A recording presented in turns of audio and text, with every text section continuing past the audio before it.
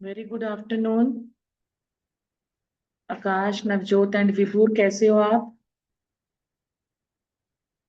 Have you three appeared for the test? Akash, Navjot and Vibhor, have you appeared for the test?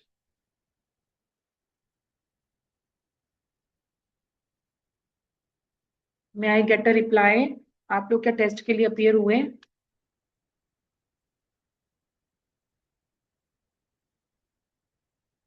Okay, आकाश भी हुआ, विभोर भी हुआ। आकाश, अरुण कहाँ पे है? आएगा। नवजोत, आपने टेस्ट दिया?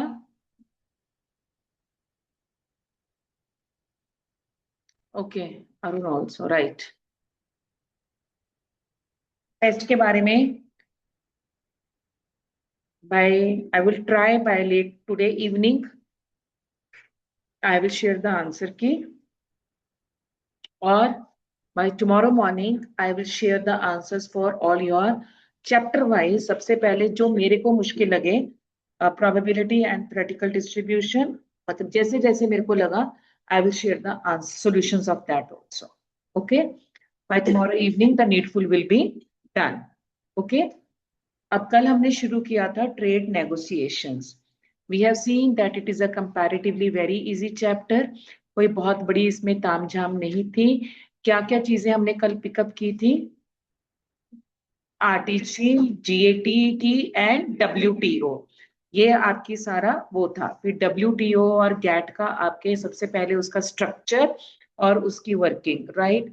हमारे पास जो गैट था that was through Uruguay round आपके पास आया था। गलत बोला मैंने? Thank you for correcting me. Right, GATT आपके कौन से ईयर में एस्टेब्लिश हुआ था? 1980s, right. उसके बाद उसको एवोल्यूशन किया गया। एवोल्यूशन में मेरे पास डब्ल्यू आया। डब्ल्यू 3 लेयर सिस्टम में आपके पास क्या क्या है? Ministry of conference, general council, and then goods council, service council and trades. ठीक है ना, राइट। उसके बाद क्या चीज थी? कितने राउंड के बाद हमारा गैट जो था it was fully convert into WTO? कौन सा राउंड था वो? 8th राउंड था। ठीक है। फिर उसके बाद हमने क्या देखा था कि जो मेरे पास स्ट्रक्चर में आपके पास है, आर्टिकल 1 में आपके पास गुड्स काउंसिल है, आर्टिकल 2 में आपके पास सर्विस काउंसिल है, एंड आर्टिकल 4 में ट्रिप्स है।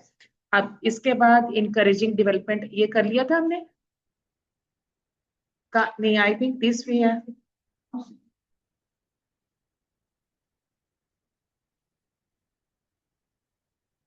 प्रमोटिंग फेयर कंपटीशन, इससे पहले सबको क्लियर था? किसी को किसी भी तरीके का डाउट? नहीं जी। अब आपके पास क्या है? Promoting fair competition. जैसे कि आपको पता है कि डब्ल्यूटीओ जो एस्टेब्लिश किया गया था उसका पर्पस ही क्या था? To have a fair deal with everyone, right, fair trade with everyone, unbiased, without any discrimination आपके पास हो, और एक स्मूथ फंक्शनिंग हो, राइट। प्रोटेक्शनिज्म भी था, और प्रोटेक्शनिज्म के साथ साथ फ्री ट्रेड भी था।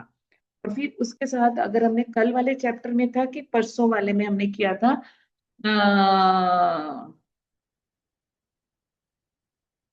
क्या वर्ड था वो? मार्क, प्राइस सीलिंग और प्राइस फ्लोर को जो वो डिफरेंशिएट कर रहा था। फ्री ट्रेड एक आपके पास था जहां पे मार्केट का आपका फिक्सअप हो गया। उसके बाद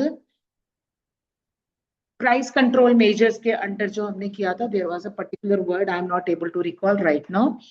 तो आपके पास प्रमोटिंग फेयर कंपटीशन में क्या चीज है कि आपने कंपटीशन तो करना है, बट वो कंपटीशन आपके पास किस तरीके का होगा? That is going to have a fair, मींस किसी भी तरीके की चलाकबाजी नहीं चलेगी। Is described as a free trade institution, but that is not entirely accurate. मतलब डब्ल्यूटीओ को ही हम कई बार फ्री ट्रेड इंस्टीट्यूशन भी कहते हैं। क्यों कहते हैं? क्योंकि उसने सब कुछ फेयर कर दिया, ट्रांसपेरेंट कर दिया, प्रिडिक्टेबल हो गया, सब कुछ हो गया। बट इस ये वो कह रहे हैं कि हर सर्कमस्टांसिस में वो ठीक नहीं है। The rules on non discrimination, MFN and national treatment are designed to secure fair conditions of trade. But इसी के साथ आपके पास एक और है, और वो क्या चीज है? That is to be taken as a dumping. तो डंपिंग क्या है? वो फेयर डील नहीं दे रही है आपको. It is not a fair competition. तो आपको एक WTO को ये कहना कि वो आपको फ्री ट्रेड दे रहा है, फ्री ट्रेड इंस्टीट्यूशन है, to a certain extent this thing is wrong. Because if in WTO I have got MFN, I have got the option of national treatment. Along with this, I do have an option of dumping also. Okay. So many of the WTO agreements aim to support fair competition. Kisme? Agriculture, intellectual properties, and services. The agreement on the government procurement, a plurilateral agreement. Underline the word. आपके पास क्या है? An agreement किसके ऊपर? Government procurement के ऊपर. Government procurement क्या है? प्लूरीलेटरल. मतलब it is not multilateral, it is not bilateral, it is a plurilateral. क्या मतलब होगा इसका?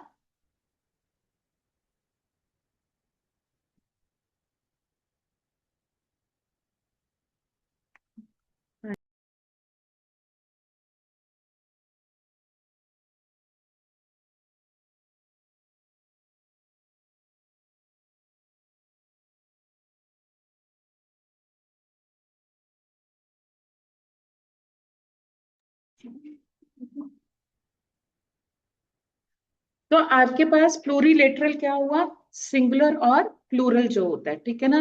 तो एक गवर्नमेंट प्रिक्योरमेंट, आपके पास एक प्लूरीलेटरल एग्रीमेंट है, because it is signed by only a few multi few WTO members, and that is the only reason they have not called it as a multilateral. Right. Bilateral था word होता है, हमने अभी तक जो पढ़ा, और मल्टीलेटरल पढ़ा है. बट उन्होंने यहाँ पे प्लूरीलेटरल पढ़ा है. तो प्लूरीलेटरल का मतलब क्या है? कि जो एग्रीमेंट साइन हो रहा है किसके बारे में? गवर्नमेंट प्रिक्योरमेंट के बारे में. गवर्नमेंट प्रिक्योरमेंट क्या है? जो गवर्नमेंट परचेजेस करता है, राइट. ये कौन साइन करेगा? It is to be sign by few WTO members. Extends competitions rules to purchase by thousands of the government entities in many countries. सिर्फ आपको ये वर्ड याद रखना और कुछ नहीं करना आपने. Are you clear for this?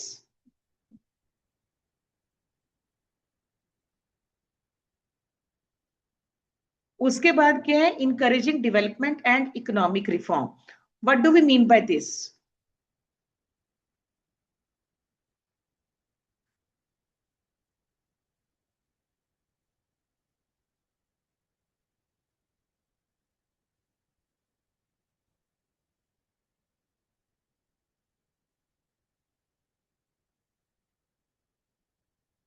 क्या मतलब हुआ encouraging development and economic reform? Activities जो आपकी हैं, ठीक है. The WTO system contributes to the development. On the other hand, developing countries need flexibility in the time they need to implement the agreements and all these things. So the agreements themselves inherit the earlier provision of GATT. मतलब इसमें ऐसा कुछ नहीं है. अब जो चीज पढ़ने वाली है उसको एक बारी देख लो. 3/4, ये वर्ड अंडरलाइन करने वाला है online students. 3/4 of WTO members क्या है? They are from developing countries and countries in transition to make economies.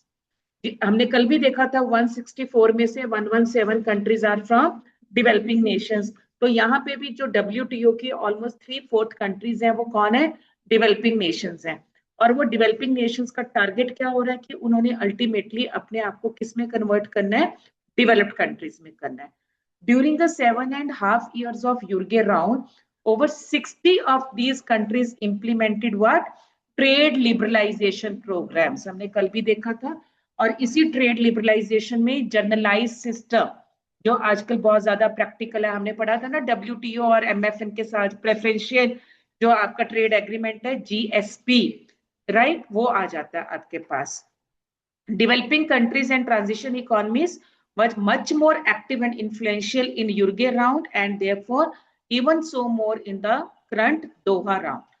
आपने यहाँ पे क्या चीज समझनी है? कि ओवरऑल जो भी आपकी आरटीए, गैट और डब्ल्यूटीओ में डेवलपमेंट हुई है, उसके लिए 2 राउंड्स, मतलब 2 जो मेन आपके पास है, एक युर्गे है और एक दोहा राउंड है। युर्गे का डिफरेंट डिफरेंट फेजेस है, मतलब एक बारी मीटिंग हुई, 2 बारी मीटिंग हुई। जैसे हमने कल क्या देखा था कि मिनिस्ट्री और कॉन्फ्रेंस को कितनी बारी मिलना है, at least once in 2 years। Council को several times in an year, right? They can meet. तो और ये जो आपकी WTO हुआ था, ये फाइनली कब शेप अप हुआ? In the 8th round of Uruguay round. तो मेन आपका जो एस्टेब्लिशमेंट हुई that was in Uruguay round, but अब उस युर्गे राउंड को कहां पे ले लिया हमने? दोहा राउंड के ऊपर। तो आपके पास सिर्फ ये 2 चीजें हैं, right? At the end of the Uruguay round, developing countries were prepared to take on most of the obligations that are required of developed countries.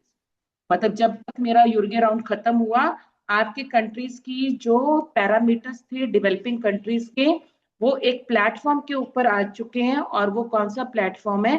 That we are going to make ourselves as a developed country. But the agreement did give them a transition period to adjust with the more unfamiliar, perhaps difficult WTO provisions. और वो क्या चीज है? poorest और least developed countries. जो agreement हुआ उन्होंने उसको एक पीरियड दिया है, ठीक है, कि yes you are going to transform yourself, but you need a period for that. Okay, एकदम से तो नहीं होगा।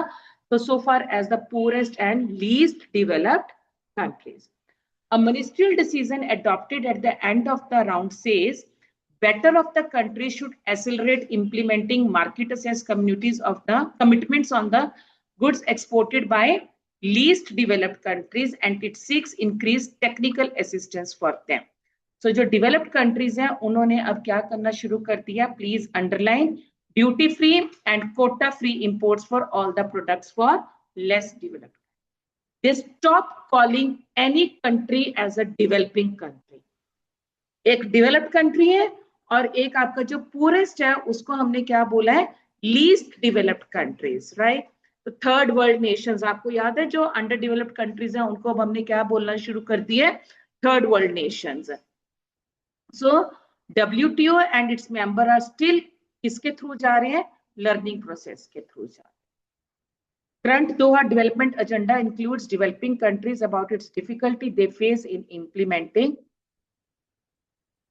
कुछ इसमें खास नहीं था, बट जो भी था, we are not going to take a risk. Next आपके पास क्या आया? WTO agreements. किसके ऊपर है एग्रीमेंट्स? 3 चीजों के ऊपर, गुड्स है, सर्विसेज है एंड इंटेलेक्चुअल प्रॉपर्टीज हैं। और इसको हम क्या बोलते हैं? They are called as a rules based system. WTO agreements are called as what? Rules based system.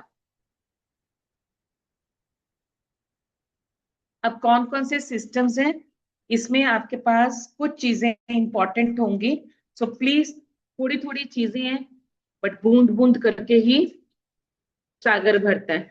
तो डोंट डिस्कनेक्ट योरसेल्फ। बीच में मैं भी डिस्कनेक्ट हो जाती हूँ क्योंकि कुछ बोरियत आ जाती है बीच में, बट मोटिवेशन क्या है हमारे पास कि शायद ये बूंद हमारे लिए, this drop has a good contribution in your ocean, right? So that motivation has to be there. सबसे पहला क्या है? एग्रीमेंट। आपने देखा था ना कि agriculture is the most controversial. So agreement on agriculture aims at strengthening GATT disciplines and improving agricultural trade. So in the 3 areas, कौन-कौन से 3 areas हैं?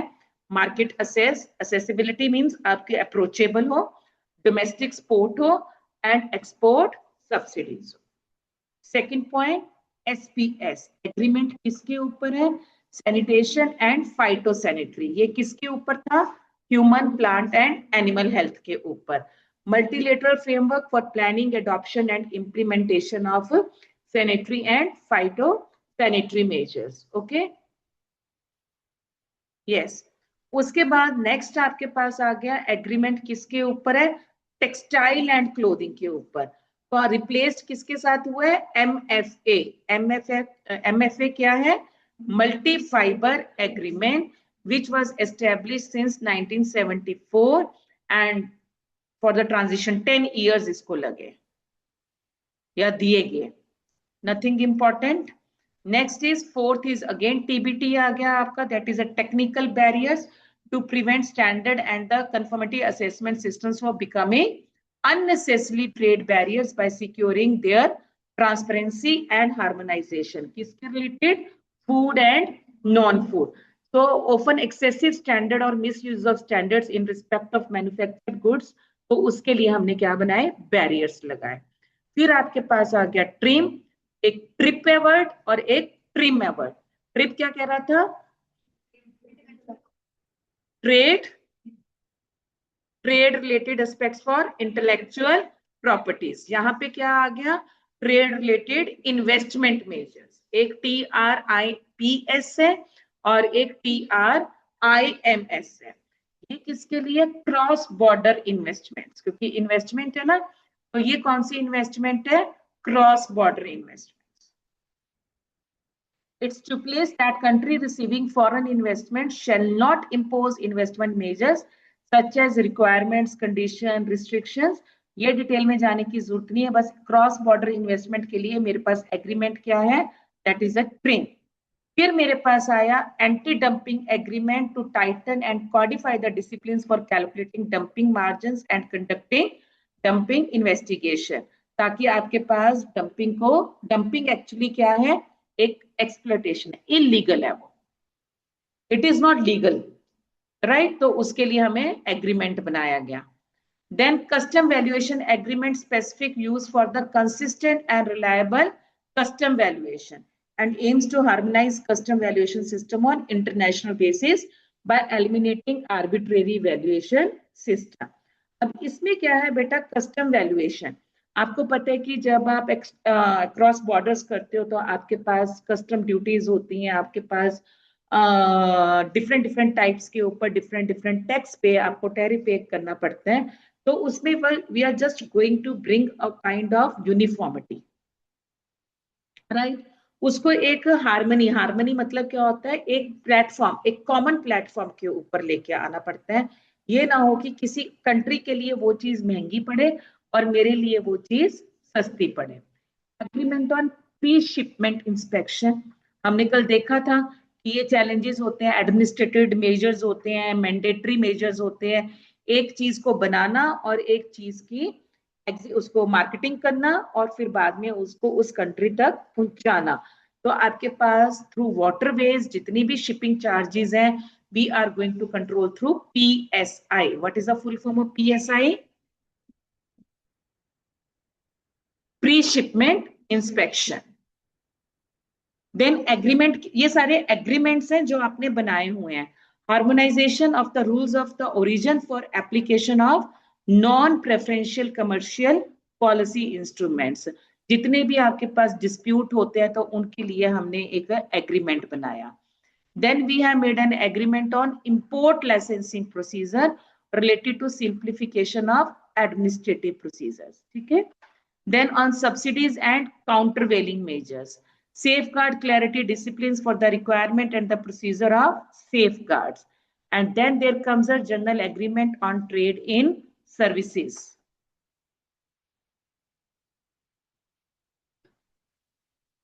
I'm just trying to find out कि कोई word मैं miss ना कर दूं आपके लिए.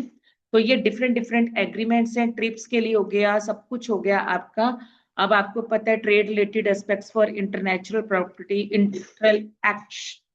इंटेलेक्चुअल प्रॉपर्टी राइट्स जो है स्टिपुलेट्स क्या कर रहा है? ये most favoured nation treatment and national treatment. दो चीजें हैं आपके पास. मोस्ट फेवर्ड नेशन का पर्पस क्या है? कि all are going to be treated equally, right? National treatment का मतलब क्या होता है? कि सारे जने उसमें इक्वली रिस्पॉन्सिबल है, इक्वली डिजर्व करते हैं, इक्वली सबको चीज मिलती है. वो ट्रेड पॉलिसी रिव्यू मैकेनिज्म है, provides a procedure for the trade policy review body. Then plurilateral trade agreements, multilateral negotiations involving the entire WTO contracting parties. प्लूरिलेटरल करता है, several countries with common interest करता है, बट ऑल कंट्रीज को वो involve नहीं करता. Not all the plurilateral agreements are negotiated with in the WTO framework. All these mentioned agreements entered by the members are not static. मतलब they are not going to be used as it is forever. Static का मतलब क्या होता है? Forever. No, they are going to change its meaning. They are going to change its importance. They are going to change their relevance time to time and scene to situation. Many agreements are negotiated किसके under? That is under Doha round.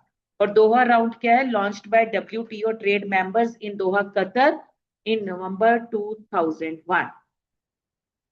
कब किया गया था इसको? नवंबर 2001. यूर्गे round को किसने replace कर दिया? दोहा राउंड. अब दोहा राउंड के ऊपर क्वेश्चन आ सकता है आपके पास. दोहा राउंड क्या है? Doha development agenda, which is the 9th round since Second World War, was officially launched at the WTO 4th Ministerial Conference in Doha. पहली मिनिस्ट्रियल कॉन्फ्रेंस कहाँ हुई थी? यूर्गे. ठीक है ना, तभी तो जनेवा यूर्गे, तभी तो उसका नाम ये पड़ा. अब 7th राउंड के बाद मेरे पास क्या आ गया था? 7th की 8th राउंड के बाद, 8th राउंड के बाद मेरे पास WTO आ गया था. और WTO के बाद जो आपका 9th राउंड हुआ है, 9th राउंड में आपके पास क्या लॉन्चिंग हुई है? The launching of Doha round in the 4th ministerial conference. Right? The round seeks to accomplish major notification of the international trading system. किसके through?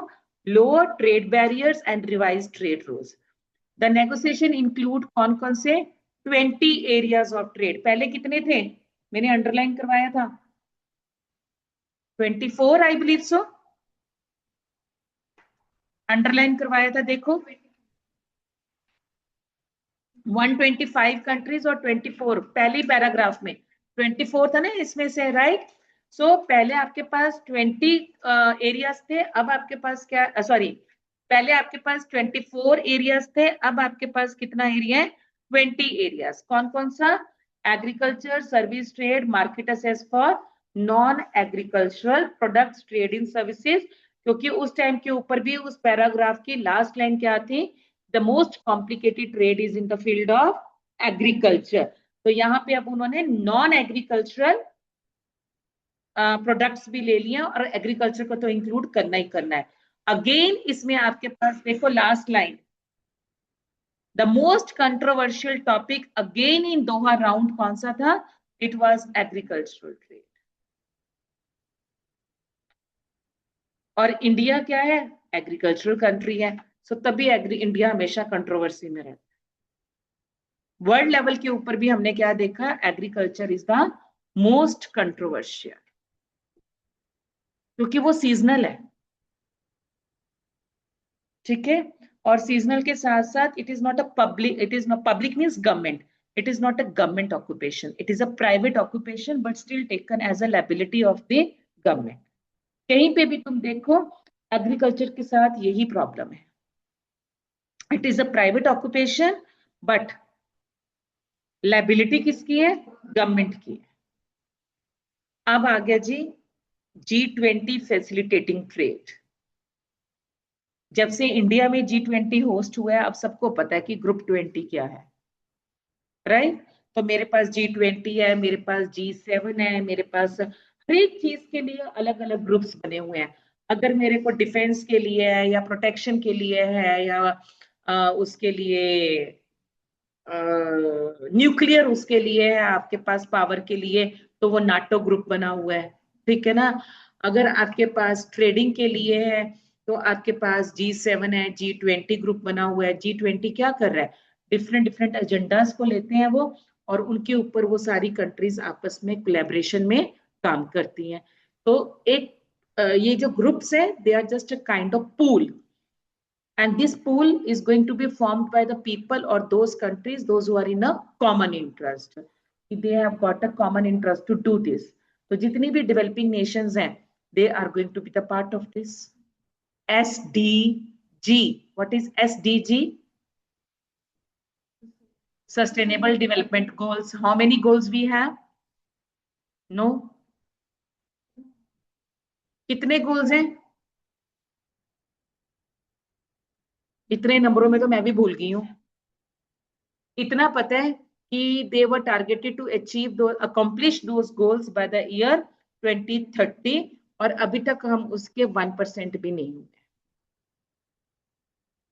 The purpose of sharing this thing कि कुछ ना कुछ progress चलती रहती है, कुछ ना कुछ काम चलता रहता है विद दैट इंटेंशन कि आपने क्या काम करना है. इंटेंशन क्या है, इंटेंडेड क्या थे आप. और यहीं पे मैं आपको फिर से आपके दिमाग में डाल रही हूं कि मेरी इंटेंशन क्या थी. I did that. ओके. अब आपने किस इंटेंशन के साथ आज वाला ये स्टैट्स का पेपर दिया था, उसको अपने मन में सोचो और फिर देखो कि how much you were able to do justice with that. Okay. G20 compromise करना होता है ना. अब मैंने कंप्रोमाइज किया कि मेरे को लग रहा था कि वो ठीक नहीं आ रहा, उसके ऑप्शंस ABCD नहीं आ रहे, बट मेरी इंटेंशन की मैंने यही वाला टेस्ट देना है. Something has to be done. Okay ना. तो आप अपने आप को एक इंट्रोस्पेक्शन, आज आपने कितना एफर्ट डाला था, किस टॉपिक में क्या उम्मीद थी और कितना कर पाए. Last thing, G20 economies facilitating trade. और बाप रे, आप ये देखो कितना डाटा है इसमें. इतना डाटा, इतनी डेट्स तो हमने लर्न भी नहीं करनी है, बट जस्ट स्टे फोकस्ड. और जो जो इंपॉर्टेंट चीजें हैं, I will ask you for that to underline. While some trade restrictive measures have been lifted by the G20 countries, the report indicates that trend has been going on in wrong direction.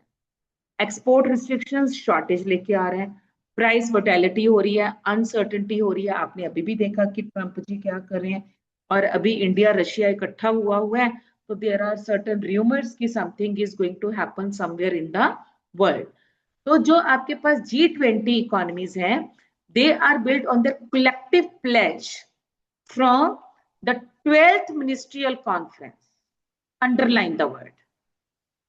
I have already given you an idea. Collective pledge मतलब they were all working for a common interest. तो ये कौन सी ministerial conference थी? 12th. आपके पास दोहा round कौन सा था? 4th था, राइट. और ये 12th. and demonstrate leadership to make market open and predictable so that food and fertilizer in particular can flow to where they are needed. Basic ये दो चीजें कवर की. कौन कौन सी? Food and fertilizer. 12th ministerial conference में G20 के लिए एक कलेक्टिव प्लेज लिया गया, डेमोस्ट्रेट किया गया लीडरशिप क्वालिटीज. किसके लिए? Just to keep the markets open and predictable so that कि कोई भी कंट्री भूख से ना मरे. Hunger से there should not be any death. Nobody should die at least for hunger, out of starvation. और तभी our honorable prime minister and SDGC के अंडर आपके पास क्या है कि we should be able to eliminate chronic poverty from the world by the year 2030. Chronic poverty क्या होती है कि we are not starving नहीं है, मतलब nobody is dying because of starvation. आपके पास तो food and safety. WTO director कौन है? नागोजी ओकोंजो-इलुवाला. फीमेल है. तुमने शायद मेरे को पहले भी करेक्ट किया था. I got it right. The report indicates that supply chain on the whole has so far proved to be resilient despite the war in Ukraine, the continuing impact of COVID-19, the highest inflation many countries have experienced in decades, and the impact of the monetary tightening by central banks seeking to limit price increase. तो ये आपका देखो, COVID-19 भी आया, Ukraine war भी आई, आप उसमें Gaza में, ठीक है ना, पैलेस्टीन और गाजा में अगर आप देखोगे कितना मतलब भयंकर मतलब इस टाइम वो है, but still the countries are making their best effort कि देयर. तो अटैक से हो रहा है उसको हम कंट्रोल नहीं कर सकते, बट जो सर्वाइवल है at least we should be able to provide a food to them, और वो हम प्रोवाइड कर रहे हैं, not only one country, all over the world, right. Overall, the pace of implementation of new export restrictions has increased, first in the context of this and Ukraine. चलो जी आगे. Mid of 2022, WTO members still have 52 export restrictions on food, feed, and fertilizer, 27 export restrictions on products essential to overcome your COVID-19. 44% of their export restrictions on food and 63% on this were maintained by G20 economies. ये कभी question आज तक आए नहीं है online and offline, तो आई am not sure, क्योंकि इतना डीप नहीं जाएंगे.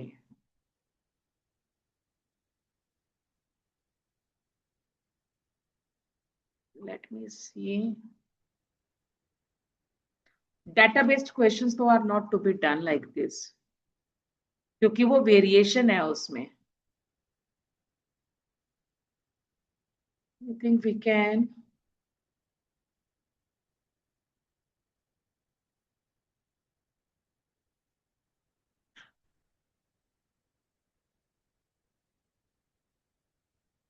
We can leave it.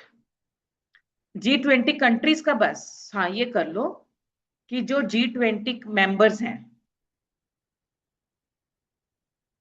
Important वाले, Argentina, Australia, Brazil, Canada, China, यूयू, फ्रांस, जर्मनी, इंडिया, बहुत सारे हैं इसमें. ठीक है जी, डन है. टोटली थ्योरेटिकल चैप्टर, 2 रीडिंग्स, मारो रट्टा, और उसके बाद you are not suppose to sacrifice your summary part, ये आपको पढ़ना ही पढ़ना है. प्री शिपमेंट इंस्पेक्शन, ट्रिप्स, ये सारा दोहा राउंड, वो डाटा इन्होंने भी नहीं कवर किया हुआ, समरी पॉइंट्स ने भी नहीं. क्वेश्चंस करें. Which of the following culminated the establishment of World Trade Organization? Jürgen Rau. Choose the correct statement.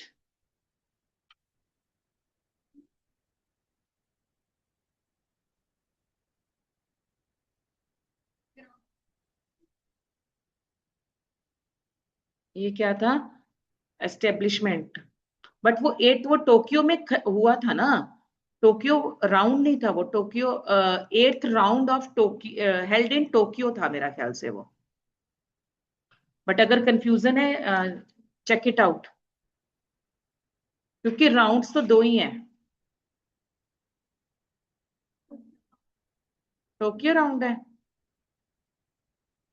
No यूर्गे round है, एंटी डंपिंग है. क्योंकि मेजर उस पे मैक्रो लेवल के ऊपर 2 ही राउंड्स हैं, Uruguay round and Doha round. Choose the correct statement.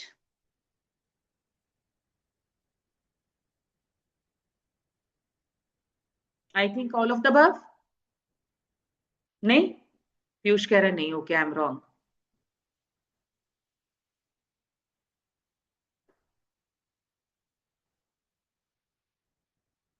Yes समीक्षा.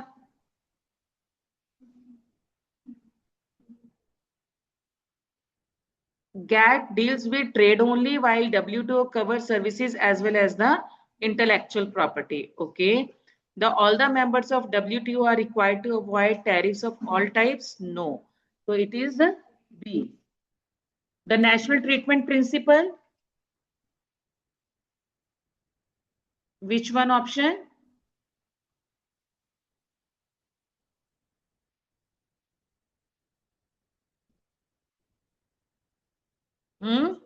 B option. Imported products are to be treated no worse in the domestic market than the local. Bound tariff, जो जो चीजें मैंने बताई हैं देखो वही चीजें क्वेश्चन बैंक में भी आई हुई हैं. बाउंड टैरिफ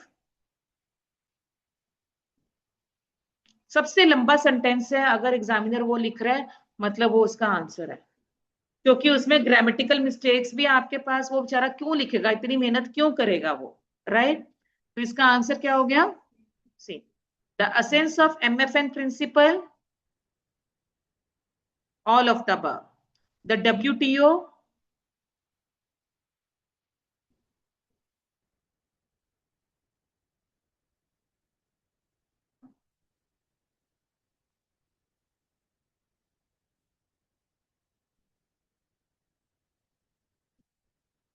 बी नहीं है, बी भी पक्का है, सी पक्का नहीं है, तो डी तो बी एंड सी कह रहा है। ए नहीं पक्का, has been replaced by GATT, क्यों? WTO हैज नाउ बीन, अच्छा, रिप्लेस्ड बाय गेट, तो आपका ऑप्शन क्या है इसमें? D option, B and C. Question number 7, the agreement on agriculture includes explicit and binding commitments made by WTO members, market access, domestic export and export subsidies. The agreement, ये सारे agreements थे जो हमने किए थे, अंडरलाइन भी मैंने करवाया था। हाँ जी, B option, replace the multi fibre agreement. 9th question, the agreement on trade related aspect of intellectual property rights, all of the above. The most controversial, trade in agriculture. The WTO commitments,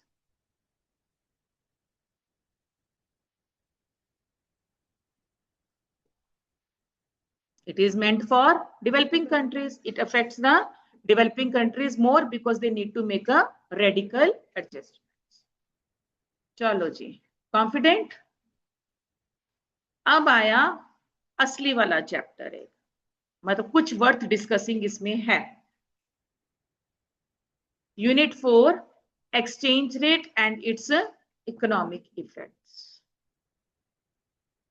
We have something to be discussed over. Some technical points are there.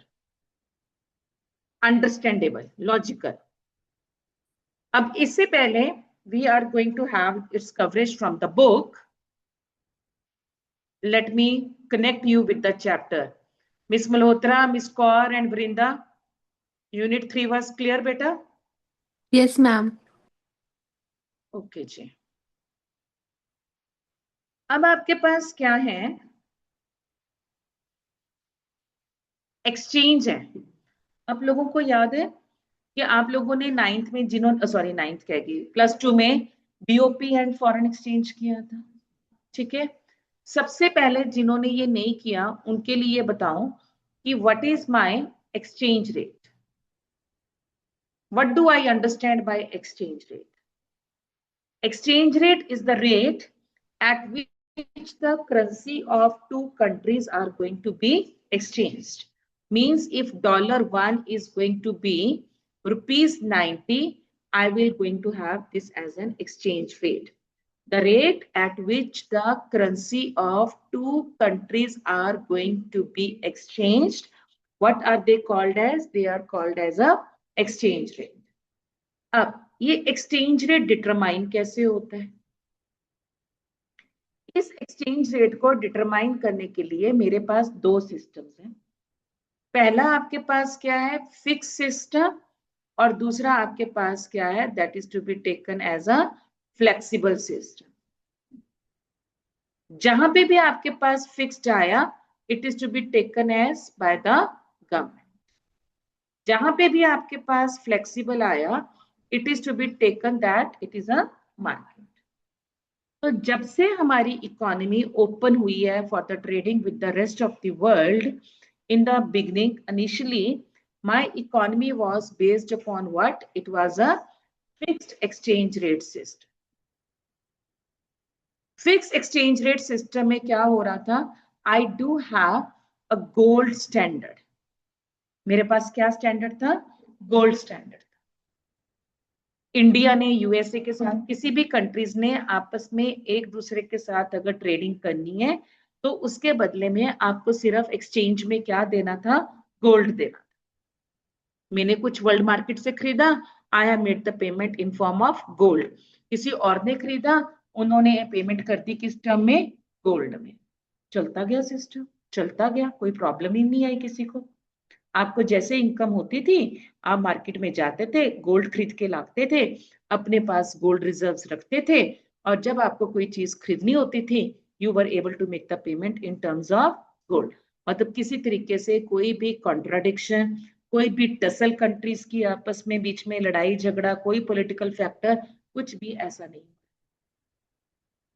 अब अगर आपकी society, आपका economy इतनी healthy बन जाए तो किसकी job है जो डेंजर में पड़ जाएगी ना? हाँ, इकोनॉमिस्ट की। तो जो इकोनॉमिस्ट थे उनको तो रातों की नींद दूर होगी कि भैया इकोनॉमी में कोई बीमारी नहीं पड़ रहा, कोई हलचल नहीं हो रही है। और जब तक इकोनॉमी में हलचल नहीं होगी तो लोग तो हमें वैल्यू नहीं करेंगे, भूल जाएंगे। तो बार बार याद करवाना पड़ता है ना कि मैं भी हूं, राइट? तो फिर क्या हुआ, उस टाइम के ऊपर तो हमारे पास ऐसे ऐसे बड़े बड़े कॉन्फ्रेंस हॉल्स भी नहीं होते थे। तो जितने भी वर्ल्ड फेमस इकोनॉमिस्ट थे they met in one of the bogie of a train.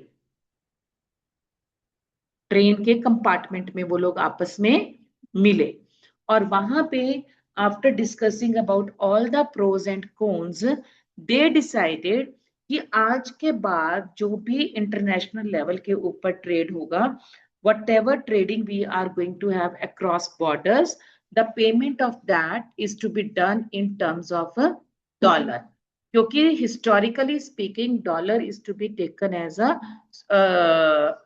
Number one the most acceptable currency. फिर क्वेश्चन उठा कि डॉलर की वैल्यू हम कैसे फिक्स अप करेंगे, राइट? तो उसमें इकोनॉमिस्ट ने क्या आंसर दिया, the value of the dollar will be fixed as per the availability of gold. मतलब कान को मैंने सीधा नहीं पकड़ा, मैंने उल्टा पकड़ लिया। गोल्ड की इंपॉर्टेंस को खत्म नहीं किया, राइट? बट उसमें एक एजेंट को बीच में इन्वॉल्व कर दिया। In now every country they are going to make the payments in the international market for their trading across border is to be done in terms of dollar, and the value of the dollar is going to be fixed up as per the availability of gold। तो जो ये gold standard था, उसके बाद जब मेरा dollar standard हो गया तो उस एग्रीमेंट का हमारा नाम क्या था? It is to be called as a Bretton Woods system. ये एक हिस्टोरिकल एग्रीमेंट था जिस अभी हमने पढ़े ना WTO के एग्रीमेंट्स। तो उसमें जब करेंसी का मेरा सिस्टम चेंज हुआ, so what is this to be called as? This is to be called as a Bretton Wood agreement. कि भैया अब आज के बाद कोई भी कंट्री ट्रेड अगर करेगी तो they are going to make the payments in terms of dollar, और आगे डॉलर की जो पेमेंट है it is going to be there in terms of price of gold. हो गया ये काम, ठीक है? अब सालों साल ये सिस्टम भी चलता गया, तो उस सिस्टम को, ये गोल्ड स्टैंडर्ड और डॉलर को हम क्या बोलते हैं? Fixed exchange rate. हम क्या बोलते हैं इसको? Fixed exchange rate system. इसके बाद आपके पास आता है फ्लेक्सिबल एक्सचेंज रेट सिस्टम। अब ये फ्लेक्सिबल एक्सचेंज रेट सिस्टम में क्या था बेटा कि मार्केट रोल आ गया, और मार्केट में मेरे पास कौन होता है? डिमांड एंड सप्लाई होती है।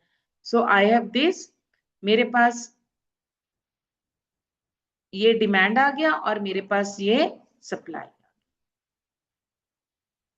जहां पे demand and supply are going to intersect वो रेट मार्केट में फिक्स अप हो गया। This is the exchange rate जिसके ऊपर मेरी करेंसी और तुम्हारी करेंसी आपस में क्या होगी? एक्सचेंज होगी। जैसे हमने माइक्रो इकोनॉमिक्स में किया था। माइक्रो इकोनॉमिक्स में हमने क्या किया था कि मार्केट इक्विलिब्रियम प्राइसेस कैसे फिक्स अप होते हैं? Prices are fixed up by the interaction of demand and supply. उस टाइम मैंने यहाँ पे जो लेटर लिखा था दैट वाज प्राइस, अब मैंने यहाँ पे क्या लिख दिया? आर, क्योंकि R is to be taken as my rate of exchange. तो यहाँ पे मैं क्या लिखूंगी? आर किसके ऊपर डिपेंड कर रहा है? It is depending upon demand. आर किसके ऊपर डिपेंड कर रहा है? आर डिपेंड कर रहा है सप्लाई के ऊपर। सेम रिलेशनशिप है मेरे पास। अगर डिमांड फॉर फॉरेन करेंसी ज्यादा होगी तो उसका रेट क्या होगा? ज्यादा हो जाएगा। और अगर डिमांड कम होगी तो रेट क्या हो जाएगा, कम हो जाएगा। तो यहाँ पे मेरे पास रिलेशनशिप क्या आ गया, पॉजिटिव रिलेशनशिप। और इधर क्या है, अगर मेरे पास सप्लाई फॉर मनी ज्यादा है तो उसका रेट क्या हो जाएगा, कम हो जाएगा।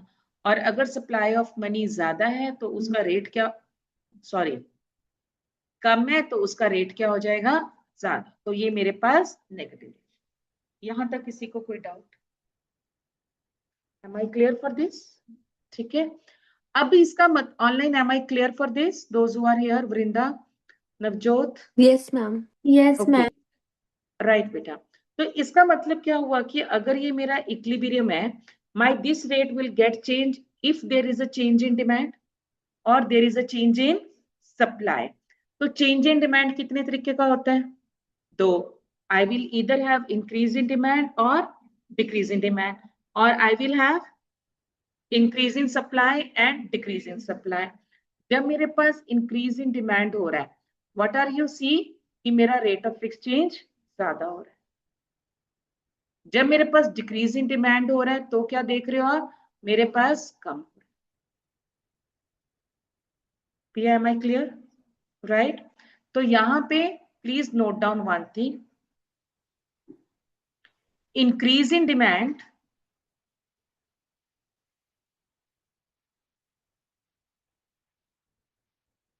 increase in demand and decrease in supply.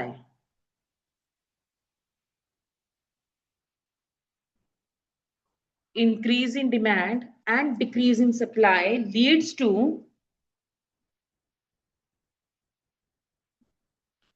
a rise in the value of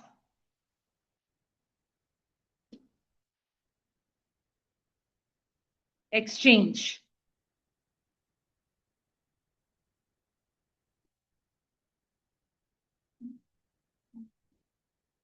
Rise in the value of exchange rate.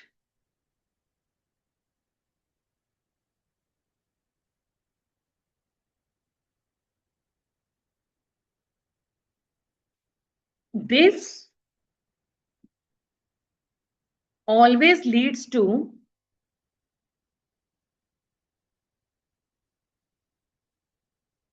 depreciation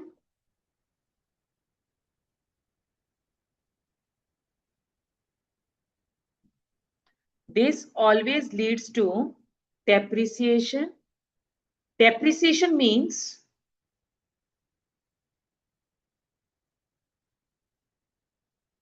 fall in the value of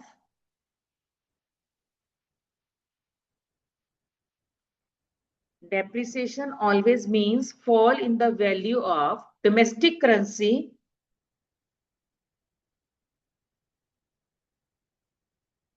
in terms of foreign currency.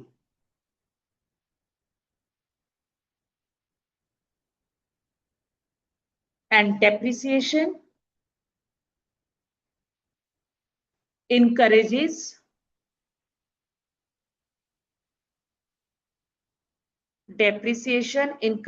exports and discourage imports.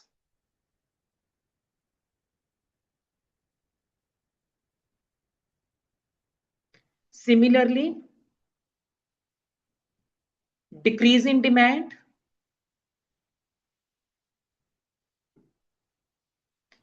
and increase in supply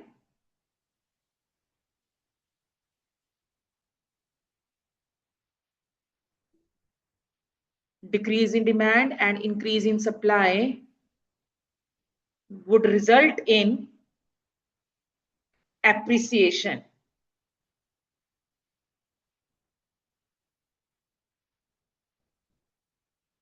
Encourages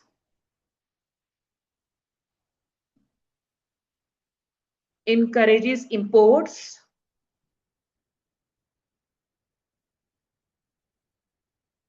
and discourage exports.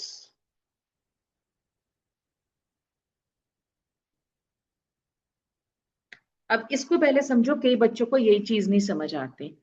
मैंने आपको बोला कि आपकी depreciation है, आपके पास दो ही words होते हैं, एक डेप्रिसिएशन होता है वर्ड और एक होता है एप्रिसिएशन। डेप्रिसिएशन का दूसरा वर्ड क्या होता है? It is to be taken as a devaluation, और एप्रिसिएशन का दूसरा मतलब क्या होता है? Revaluation. How these two are different?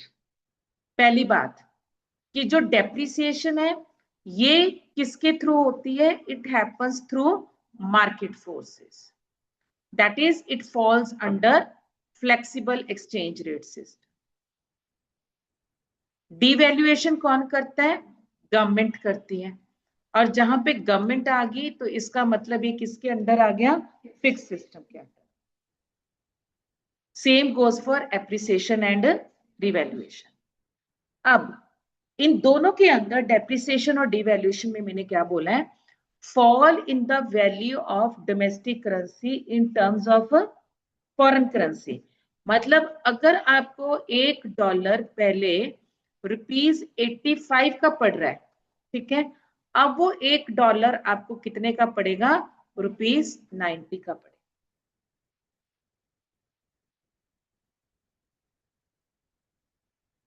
आपके इंपोर्ट्स क्या हो गए? एक्सपेंसिव, चीप हो जाएंगे आपके। एक्सपोर्ट को इंकरेज कर रहा है और इंपोर्ट्स को डिस्करेज कर रहा है। एक्सपोर्ट को क्यों इंकरेज करेगा? क्योंकि you are going to get, as compare to previous, you are going to get more payment. पहले आपको $1 के बदले में कितना मिल रहा था? 95 मिल रहा है। अब आपको $1 के बदले में कितना मिल रहा है? 90 मिल रहा है।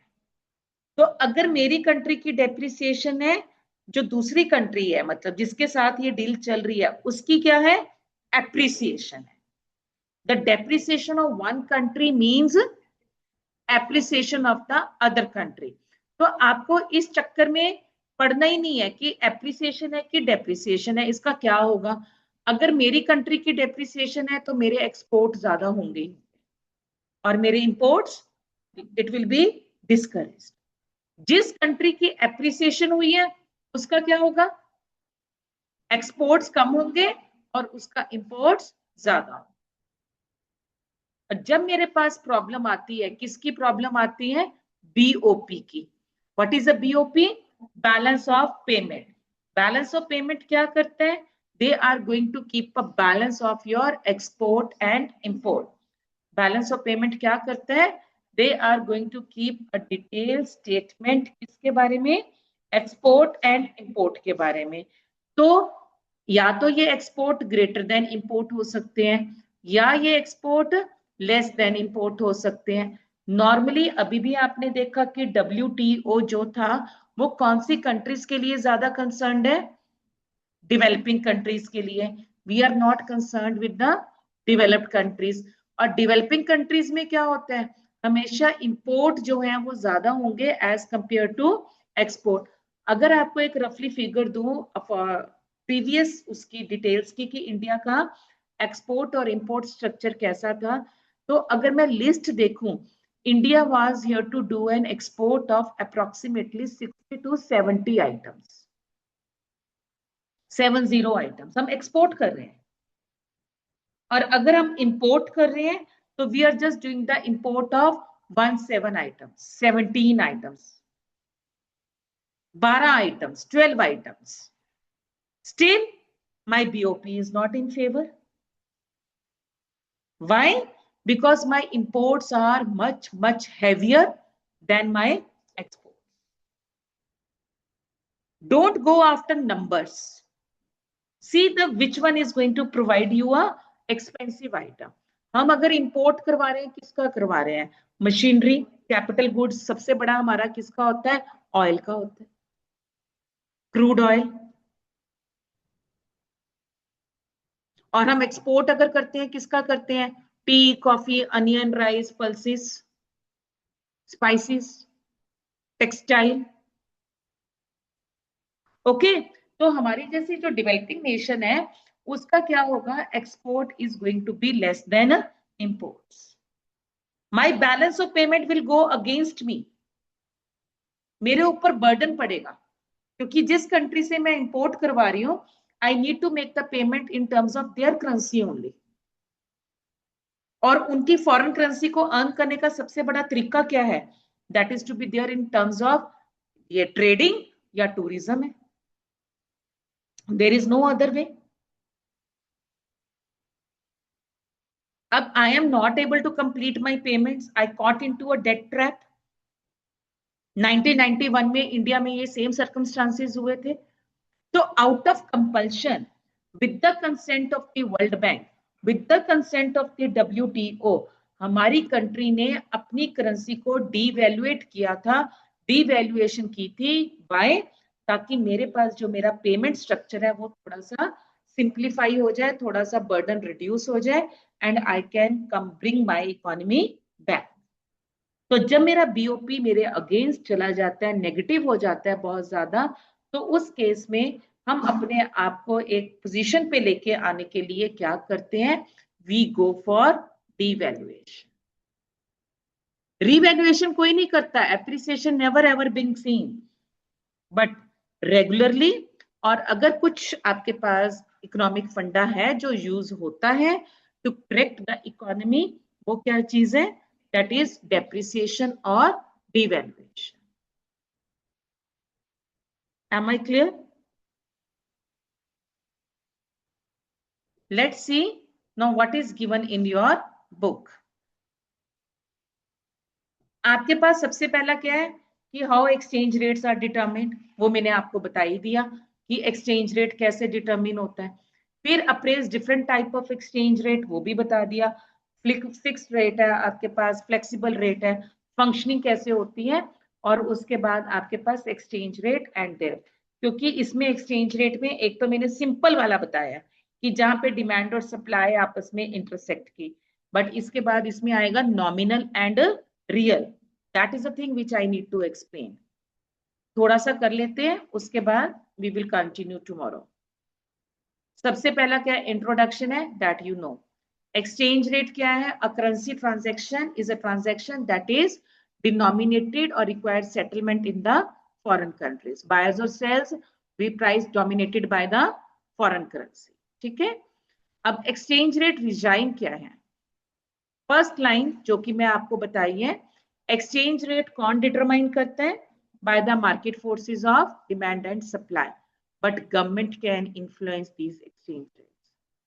आज की डेट में हमारा जो एक्सचेंज रेट है वो कौन डिटरमाइन करता है? Market forces. चलने दो चलने दो चलने दो. और इस सिस्टम को हम क्या बोलते हैं? Dirty floating. जहां पे मार्केट फोर्सेस अपना रोल प्ले करती हैं, what is that called as dirty floating. ना आपकी गवर्नमेंट इसमें इंटरफियर कर रही है, लिबरलाइजेशन है टोटली, ना ही आपकी कंट्री का सेंट्रल बैंक किसी भी तरीके से इसमें इंटरफियर कर रहा है. जो चल रहा है डर्टी फ्लोटिंग, कोई रूल्स एंड रेगुलेशंस नहीं है. कोई गाड़ी इधर से निकाल रहा है तो गाड़ी इधर से निकाल रहा है. सेम डर्टी फ्लोटिंग वही चीज हो गया ना आपका. फ्री, जहां पे वर्ड फ्री आया मींस व्हाट? Market forces. कौन? दोनों मिक्स हो? No no no no. Dirty means here we have no discipline, no rules and regulations, no traffic rules, nothing. Market forces हैं, वो अपना एक्शन कर रही हैं. किसी भी तरीके से मेरे पास गवर्नमेंट या बैंक की कोई भी किसी भी तरीके की इंटरफेरेंस नहीं है.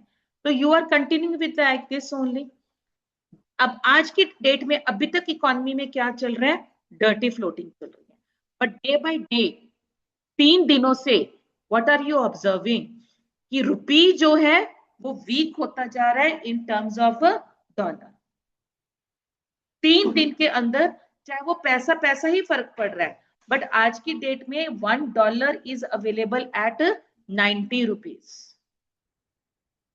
मतलब कि रुपी की वैल्यू वीक हो गई है, डेप्रिशिएट हो रही है रुपी की value.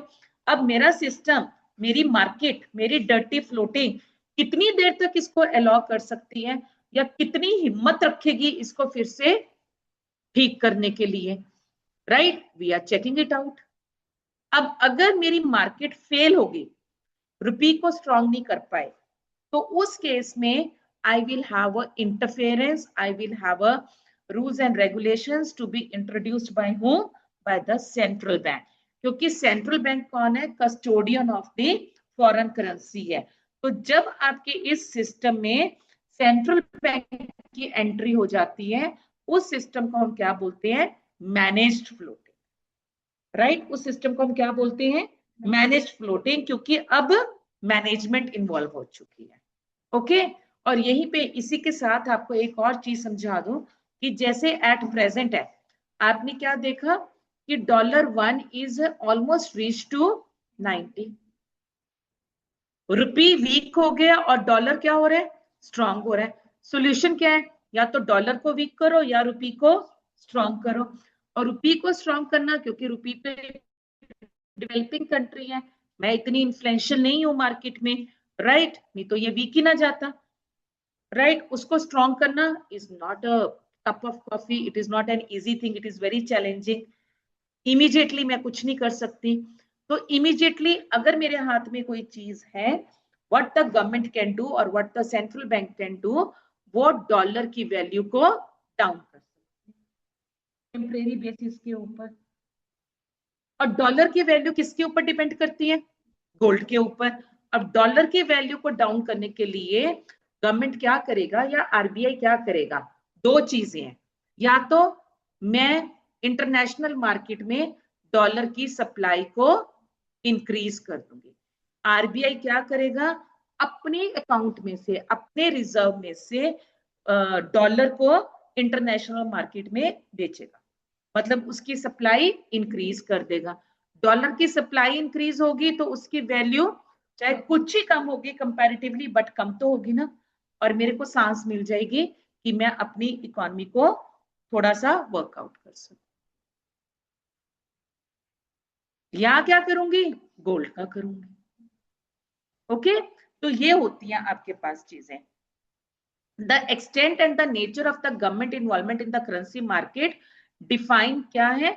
Alternative system of exchange rate, जो कि अभी हम पढ़ेंगे। So there are three broad categories. Please underline. There are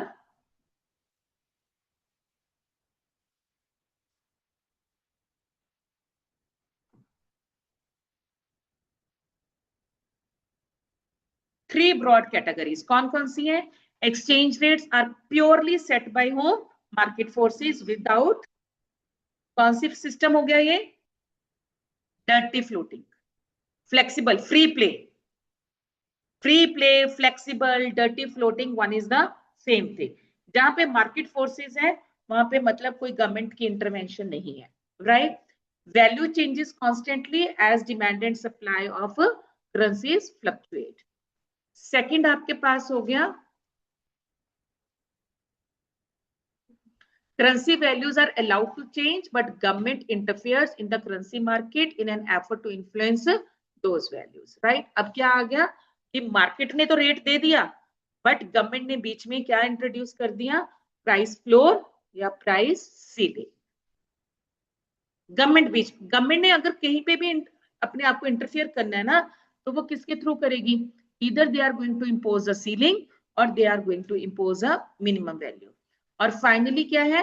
government may seek to the fix value of their currencies either through the participation in the market और through collars, right? पहला क्या था? Only market forces. Second क्या है? Let the market forces change but government is going to participate in the currency market to influence those values. और third क्या है कि गवर्नमेंट जो है वो वैल्यूज को चेंज करेगी या अपनी मार्केट में एंटर करके या अपनी पॉलिसी के थ्रू। ठीक है जी।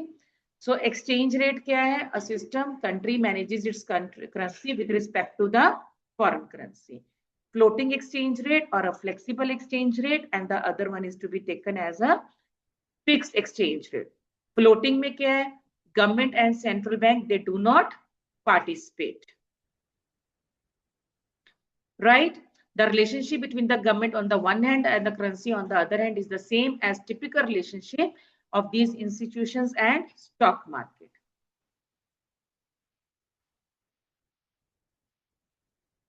A free floating system has an advantage of being self regulating. कोई गवर्नमेंट इंटरवेंशन नहीं है, कुछ नहीं है। उन्होंने कनाडा दिया, मैंने इंडिया दे दिया आपको भी। The primary difficulty in free की अनप्रडिक्टेबिलिटी की, आपके पास कुछ नहीं पता कि डिमांड एंड सप्लाई को क्या होने जा रहा है। फिर आ गया आपके पास मैनेज सिस्टम, जहां पे government and central bank are going to change their values, increase or decrease by buying or selling their own currencies, right? Government or central board participation in the floating exchange rate system is called as, for you I am reading, कि जब floating में कौन enter कर गया, central bank और government, तो उसको हम क्या बोलेंगे, मैनेज फ्लोटिंग।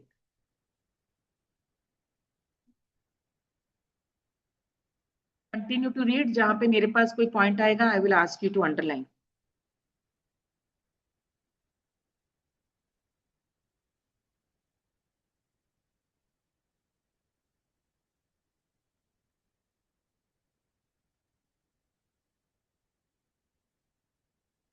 देखो, जो चीज मैंने अभी आपको समझाई है कि गवर्नमेंट और the central bank can sometimes influence their exchange rate. कैसे कि अगर करेंसी की कंट्री की वैल्यू जो राइज कर रही है, तो central bank seek to hold off further increase a major reduction in the net export. तो एक अनाउंसमेंट जो होती है एक्सचेंज रेट अनएक्सेप्टेबल है कुछ भी है, तो उसकी fixed exchange rate system, government rates avoid currency fluctuations and they are going to be fixed up by the government. International है, reduction in the speculations है. A fixed exchange rate system imposes discipline है on the country's monetary system. They encourage greater trade and investment क्योंकि stability है, मैं आपको already बता चुकी हूँ. Exchange rate peg, ये जो था ना आपका ब्रिटन वुड सिस्टम था, what is this called as adjustable peg system, pegging system, क्योंकि उसने पेग का मतलब क्या होता है, ज्वाइंट करना, तो उसने करेंसी और गोल्ड दोनों को क्या किया, ज्वाइन कर दिया, पेग कर दिया इन सर्टेन रेशियो। तो अगर मेरे पास पहले गोल्डन स्टैंडर्ड सिस्टम था, जो ब्रिटन वुड सिस्टम है, उसको हम क्या बोलते हैं, adjustable peg system. In the fixed or the managed floating exchange rate system, the central bank is allowed to stand ready to intervene in the foreign exchange rate system जब भी आपकी situation beyond control चली जाती है।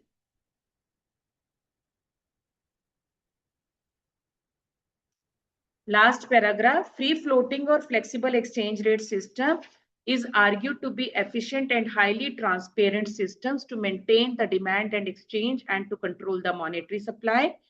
The floating exchange rate has the greatest advantage क्योंकि वो किसी ना किसी तरीके से सेंट्रल बैंक को अलाउ करती है एंटर करना. It allows the exchange rate to be used as a policy tool, and as there is no obligation to intervene in the currency market, the central bank is not required to maintain a huge foreign. पहले जब होता था 1991 से पहले ये जो change हुआ, मतलब आपके पास आरबीआई का एक फंक्शन है, custodian of the foreign exchange reserve, अब नहीं है वो फंक्शन. अब अगर आप पढ़ोगे ना, अब क्योंकि RBI is become a facilitator now, he has not become a controller, वो एक रेगुलेटर बन चुका है, ठीक है. बट पहले वो क्या था, कंट्रोलर था. तो जितनी भी फॉरेन करेंसी होती थी, no doubt till the date it is with RBI only, but वो फैसिलिटेट कर रहे हैं, ठीक है. बाकी बैंकों के साथ भी वो नेगोशिएट करता है और डील करता है और उनको भी रिजर्व्स देता है. पहले कंट्रोलर था, अब फैसिलिटेटर हो गया. रेगुलेटर तो अभी भी है, ठीक है ना, बट पहला एक मोनोपोली थी, वो मोनोपोली अब डाइवर्ट, उसने अपने रूल्स को, अपनी जो डोमेन थी उसको लिबरलाइज किया, स्ट्रिक्टनेस को कम किया. So the greatest disadvantage of flexible क्या है कि ये बहुत जल्दी वैलेटाइल, मतलब कहीं पे भी वर्ल्ड में चेंजेस आएंगी, कुछ भी डिस्टर्बेंसेस होंगी, कहीं पे कोई बीमारी आई है, कोई लड़ाई हुई है, कोई अर्थक्वेक आया, कुछ भी आया है, इसकी वैल्यू क्या होगी, अल्टीमेटली चेंज हो जाएगी, ठीक है. तो it is related to more risk.